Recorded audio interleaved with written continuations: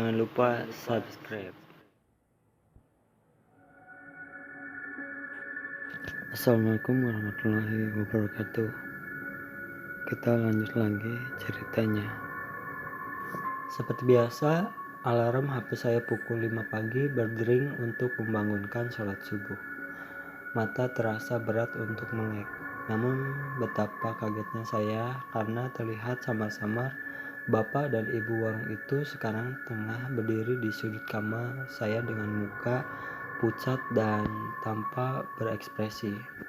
Sepertinya saya antara sadar dan tidak, atau hanya berhalusinasi saja. Sialan, apalagi ini? Saya pun tertidur kembali dan melewatkan sholat subuh. Singkat cerita, pagi pun menjelang. Jam menunjukkan pukul 7 pagi. Saya pun bergegas untuk berangkat ke kampus. Saya berencana berangkat melewati jalan semalam dan melihat apa benar ada warung di situ. Teringat ada papan iklan besar dan papan kilometer 12 di sana. Akhirnya saya sampai di jalan yang kemarin saya lewati. Ternyata jalan ini tidak sesepi malam hari. Dari kejauhan terlihat papan iklan besar.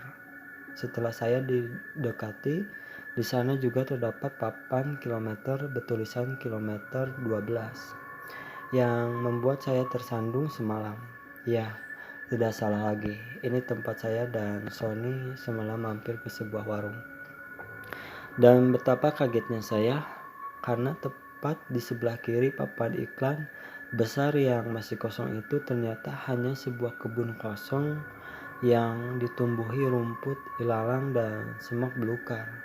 Tidak ada satupun warung di situ. Namun di dalam kebun terlihat dari kejauhan ada sebuah rumah kosong yang nampak tua. Rumah itu atapnya sudah runtuh sebagian. Entah saya berhalusinasi atau tidak. Di sana terlihat sosok perempuan melambaikan tangan dari dalam rumah tua itu.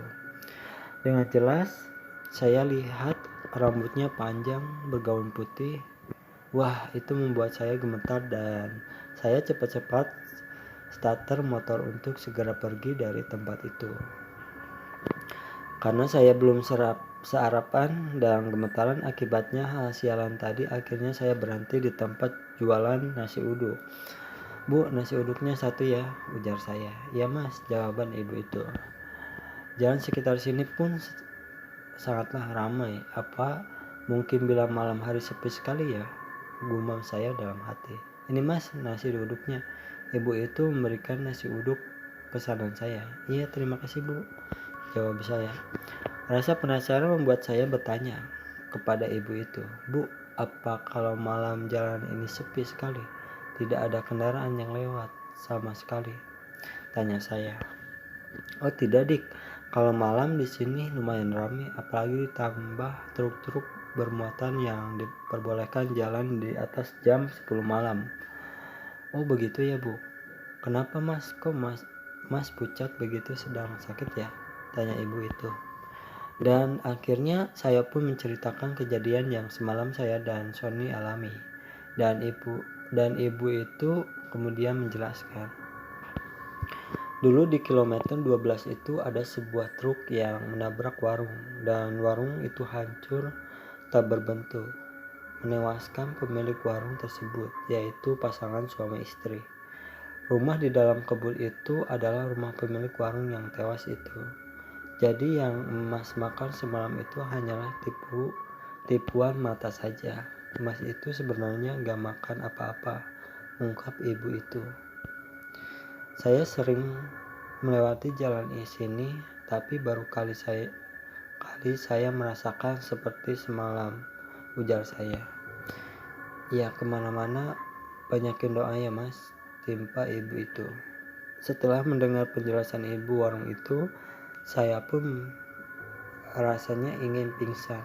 Berarti penampakan di kamar saya tadi pagi itu bukan halusinasi saja, melainkan penampakan hantu pemilik warung itu. Akhirnya saya tidak memberitahukan hal ini ke Sony. Saya takut dia jadi trauma akan hal ini. Itulah cerita untuk malam hari ini. Semoga kalian yang lihat atau mendengarkan suka dengan cerita-cerita. Tinggalkan like, comment, share, dan subscribe. Jangan lupa juga nyalain loncengnya biar gak ketinggalan jika ada video-video baru di channel ini. Terima kasih. Assalamualaikum warahmatullahi wabarakatuh.